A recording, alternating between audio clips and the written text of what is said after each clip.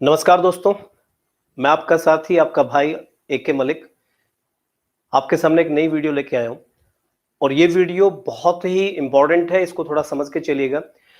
इस वीडियो को बनाने के पीछे कारण जो है वो ये है कि इस समय आप सभी जानते हैं कि इस समय कोरोना गांव-गांव में पहुंच चुका है। सभी इस चीज से वाकिफ है और गांव में कोरोना पहुंचने का मतलब है कि अब अगर ये छोटे मोटे रूप में चल रहा था तो अब ये विकराल रूप में आएगा और इससे बहुत लोग प्रभावित होने वाले हैं। मुझे नहीं लगता कि आसपास के आपके जो गांव है या फिर जो शहरों से जुड़े हुए या शहरों से दूर दराज के जो गांव है वहां कोई भी एक ऐसा एरिया बचा होगा जहां पे कोविड के केसेस ना हो। मेरी जानकारी में खूब ऐसे गांव हैं जिसमें एक गांव के अंदर एक एक महीने में 30-30 लोगों की डेथ हो चुकी है और उस गांव में इस समय भी 5-5 10-10 लोग कोरोना संक्रमित है। तो अब क्या से हो सकता है और किस तरह से हम इस चीज से ओवरकम कर सकते हैं। वीडियो बहुत छोटा करना है, मुझे कोशिश करूंगा। सिर्फ 10 बातें आपको ध्यान रखनी है। अगर आपको इंपॉर्टेंट तरीके से, महत्वपूर्ण तरीके से चीजों को समझना है तो उसके लिए सिर्फ ये 10 बातें इंपॉर्टेंट है जो आपको कोविड में ध्यान रखनी है। गांव वाले इसे विशेष तौर पे ध्यान दीजिएगा और इस वीडियो को अपने दोस्तों में और अपने फैमिलीज मेंबर्स को जरूर दिखा दीजिए। फैमिली मेंबर्स को जरूर दिखाएं। देखिए, जो स्टेप बाय स्टेप्स को समझते हैं, गांव में सबसे बड़ी समस्या क्या है और उसमें कोविड का खतरा इतना ज्यादा क्यों है, क्यों न्यूज चैनल्स वाले या सभी लोग परेशान हो रहे हैं, उसके पीछे रीजन क्या है वो सभी लोग जानते हैं। तो उन सभी को समझते हुए हमें लोगों को एक बात पे ध्यान रखना पड़ेगा। सबसे पहली बात जो है वो है break connectivity. Connectivity in the sense, गांव में क्या है, प्यार बहुत है। अगर किसी को छींक आ जाएगी तो 4-5 लोग उसके घर मिलने के लिए पहुंच जाएंगे। तो आपको सबसे पहले उस कनेक्टिविटी को तोड़ना है। सबसे पहले ब्रेक कनेक्टिविटी। और ये किसी की डेथ हो गई तो वहां पे 10-20 लोग पहुंच गए, 10 लोग पहुंच गए। मैंने कई जगह ऐसे सिचुएशन भी देखी है कि कोरोना से डेथ हुई है और गांव के बूढ़े उसके घर पहुंच रहे हैं। आप उन्हें रोकते हैं, बच्चे उनको रोकते हैं कि मत जाइए और बच्चों को कहते हैं अरे यार क्यों ना जाएंगे यार, गांव का बंदा है, घर का बंदा है, कुत्ता थोड़ी मरा है, आदमी मरा है। तो वो जबरदस्ती वहां पे जाने की कोशिश करेंगे। तो आपको क्या करना है, उस कनेक्टिविटी को तोड़ना है। अगर उस कनेक्टिविटी को आप नहीं तोड़ पाए तो आप कभी भी कोरोना को फैलने से नहीं रोक सकते। तो आपको क्या करना है, जो भी आपके चाचा ताऊ पापा मम्मी दादा दादी परदादा जो भी आपके घर में ज्यादा घर से बाहर जाते हैं उनके पैरों में रस्सी बांधिए, उनको ताले में रखिए, उनको एक तरफ एक कोने में रख के, जैसे फिल्मों में देखा था ना आपने कि मतलब रामू काका और विलन उठा के लड़की को कमरे में फेंक दिया करते थे और बाहर से ताला लगा देते थे। वही काम कर दीजिए 2 महीने के लिए। अपने घर में कंट्रोल कीजिए कि कोई भी जो कनेक्टिविटी में जा रहा है, लोगों से मिल रहा है, कम्युनिकेशन कर रहा है, उस कम्युनिकेशन को तोड़ना है। सबसे पहला काम आपको कनेक्टिविटी ब्रेक करनी है। इसे आप ही लोग कर सकते हैं, मेहनत से कीजिए। सेकंड पॉइंट है, सिम्टम्स को पहचानिए। अगर आपके पास में कोई ऐसा फैमिली मेंबर है या आप में खुद में इस तरह के सिम्टम आते हैं कि आपको हल्का सा बुखार हो रहा है, सर में दर्द हो रहा है, आंखों में जलन हो रही है, आपको थोड़ा सा कभी छींक आ रही है, खांसी हो रही है, तो समझ लीजिए आपको कोविड है। आप खुद को कोविड मान के चलिए कि हाँ मैं कोविड का पेशेंट हूं, उस कोविड का पेशेंट मान के ही चलिए। क्योंकि आपको ये नहीं है कि आप पहले टेस्ट कराएंगे, एंटीजन कराएंगे या RT-PCR कराएंगे या फिर HRCT आप कराएंगे। नहीं नहीं नहीं, कुछ नहीं कराना आपको। आपको खुद को कोविड का पेशेंट मानना है। सेकंड पॉइंट ये है कि खुद को कोविड का पेशेंट मानना स्टार्ट कर दीजिए। ठीक है, अगर आप खुद को कोविड का पेशेंट मानेंगे तो आप में क्यूरियोसिटी बन जाएगी कि अब मुझे क्या करना है और आप चीजों को समझेंगे। थर्ड पॉइंट, सिम्टम, मतलब समझ गए ना, सिम्टम आती खुद को कोविड का पेशेंट मान लेना है। एज्यूम कर लीजिए कोविड का पेशेंट मान लीजिए अपने आप को और आइसोलेशन में चले जाइए। और आइसोलेशन ऐसी जगह करना है कि जहां पे आपको वेंटिलेशन अच्छा हो, मतलब कम से कम लोग हों। इसके ऊपर अगर आप कहोगे तो मैं बता सकता हूं गांव में कि गांव में आइसोलेशन होना बहुत मुश्किल काम है, पर फिर भी। थर्ड पॉइंट जो आपको ध्यान रखना है, टेक मेडिसिन। आप लोग क्या करते हैं, गलती करते हैं, आप लोग टेस्टिंग के चक्कर में पड़ जाते हैं। गांव में ज्यादातर लोग क्या करते हैं, टेस्टिंग के चक्कर में पड़ते हैं। टेस्टिंग नहीं करना, टेस्टिंग के चक्कर में पड़िए, avoid testing. Third point, take medicine. और मेडिसिन की जो बात होती है मैं उसके बारे में डिस्कस करता हूं। थर्ड पॉइंट को बहुत ध्यान समझिएगा।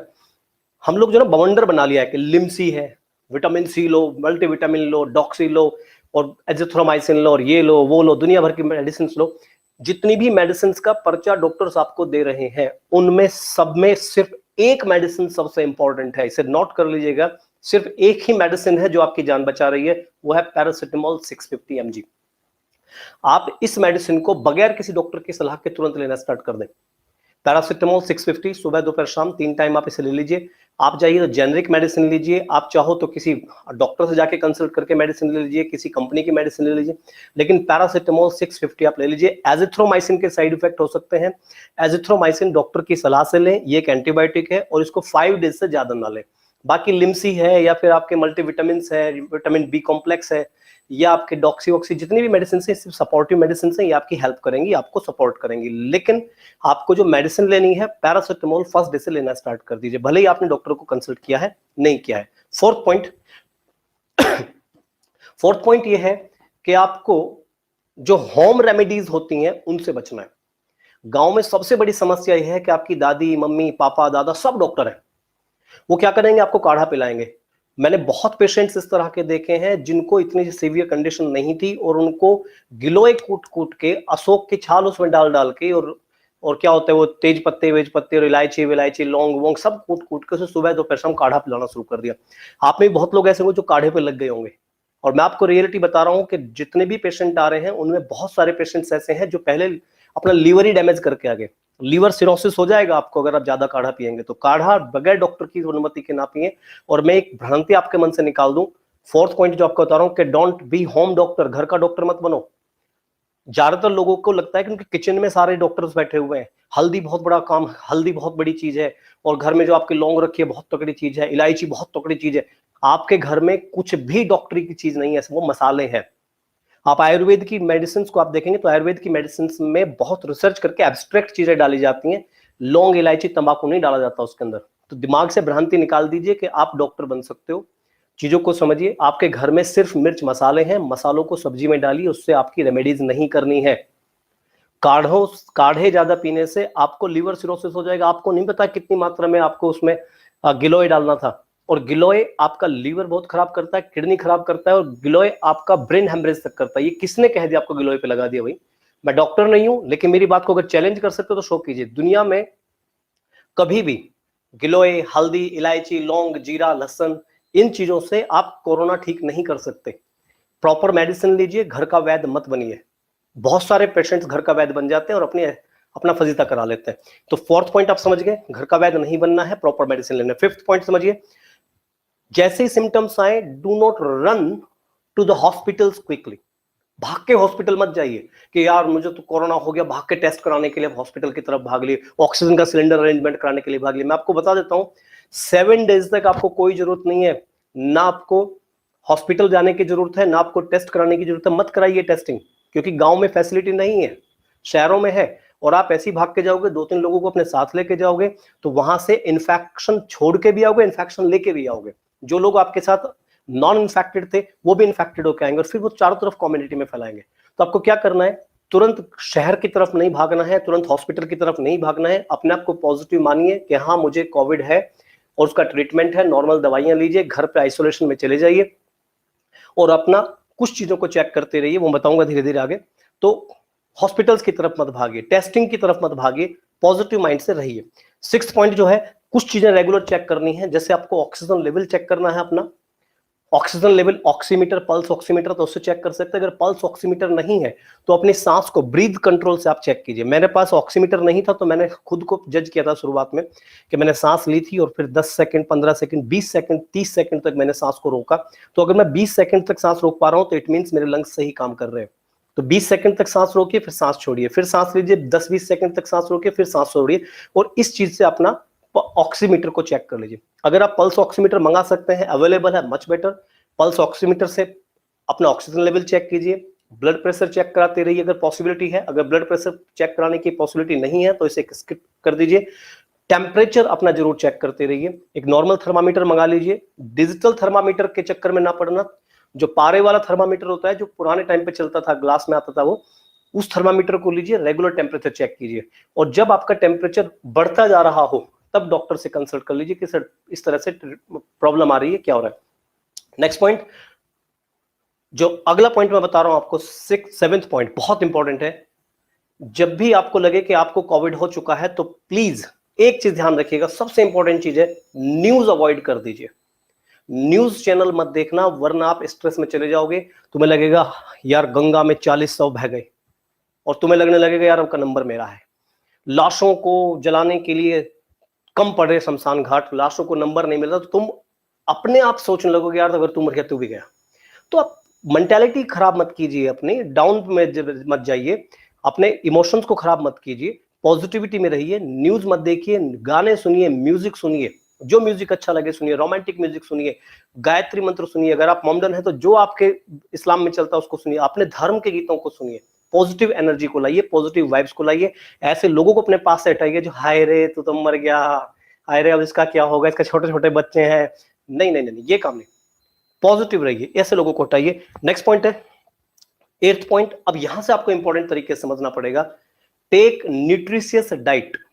न्यूट्रिशियस डाइट लीजिए, ऐसी डाइट लीजिए जिसमें प्रोटीन अच्छा हो, कार्बोहाइड्रेट अच्छा हो, जिसमें आपके विटामिन मिनरल सब अच्छे हो, जिसमें आपको कैल्शियम मिल जाए, हर चीजों का डाइट एक मैनुअल चार्ट बनाइए उसका घर पे बैठ के, और उस डाइट को फॉलो कीजिए। कुछ चीजें मैं आपको बता सकता हूं, अगर आप अंडा खा सकते हैं, भले ही आप वेजिटेरियन है, नॉन वेजिटेरियन है उससे मतलब नहीं, नॉन वेजिटेरियन आराम से खा लेंगे, लेकिन अगर आप वेजिटेरियन भी हैं और खा सकते हैं, पॉसिबिलिटी है, तो कुछ टाइम के लिए एग्स खाने स्टार्ट कर दीजिए, ठीक है। नहीं खा सकते हैं तो पनीर खाइए, घर में दूध से पनीर निकालिए, पनीर खाइए। फल फ्रूट्स की वैल्यू बढ़ा दीजिए, ग्रीन वेजिटेबल्स की वैल्यू बढ़ा दीजिए, लिक्विड चीजों को बनाइए आप, मतलब दालें खाइए और खाइए, बढ़िया तरीके से खाइए, ठीक है। तो आपको 8th पॉइंट, आपको न्यूट्रिशियस डाइट लेनी है। 9th point, take maximum water. जितना आप पानी पी सकते हैं, 3 से 4 लीटर पानी आपको पर डे पीना ही पीना है, हर हाल में, भले ही आपका मन कर रहा है नहीं कर रहा है, आप जितना पानी पी सकते हैं उतना पानी पीजिए। 3-4 लीटर, 4 से ज्यादा आप पी सकते हैं तो अब मच बेटर, नहीं पी सकते हैं तो 3 और 4 के बीच में सफिशियंट होता है। और इसको एक पर्टिकुलर अंतराल पे आप पानी पीते रहिए। आप एक अल्टीमेशन बना लीजिए कि हाँ मुझे 1 घंटे में, हर घंटे में 1 गिलास पानी पीना है, ठंडा पानी नहीं पीना है, फ्रीज की चीजों को अवॉइड करना है, ये छोटी सी चीज है। और नेक्स्ट एंड लास्ट पॉइंट जो बहुत इंपॉर्टेंट पॉइंट आप सबके लिए, वो है do exercise, never quit exercise.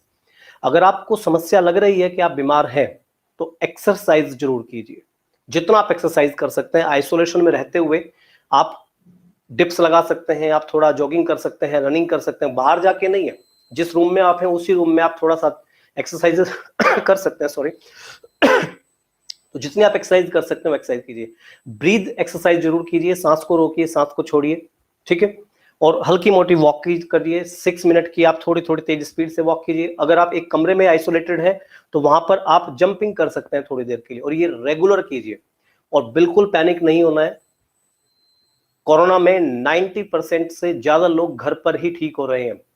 जो लोग हॉस्पिटल जा रहे हैं उसमें से 10% लोग हॉस्पिटल जा पाते हैं, और उन 10% में से जितने भी लोग हैं, उन 10% में से जितने लोग हैं, 60% जो डेथ हो रही है वो कोरोना से नहीं हो रही है, बल्कि उनके हार्ट फेलियर से हो रही है, उनके लंग्स फेल हो रहे हैं, या उनकी किडनी फेल हो रही है, या उनका लीवर खराब हो रहा है, या उन्हें कोई जॉइंटिस की बीमारी है जो कंट्रोल में नहीं हो पा रही है, या उन्हें शुगर है, उनका शुगर लेवल कंट्रोल नहीं हो पा रहा है। तो चीजों को समझो, घबराने की जरूरत नहीं है। गांव में ऐसा होता है, मैंने देखा, अभी मैं न्यूज देख रहा था एक दिन, 4-5 दिन की बात है, उस गांव में एक डेथ हुई, तो उस लड़की के सामने कैमरामैन गए कि आपके पापा की डेथ हुई, कैसे हुई? तो उस लड़की ने बताया कि बस पापा शहर से आए थे और उन्हें बस मतलब थोड़े सिम्टम्स से आए और बस 1 घंटे में ही खत्म हो गए।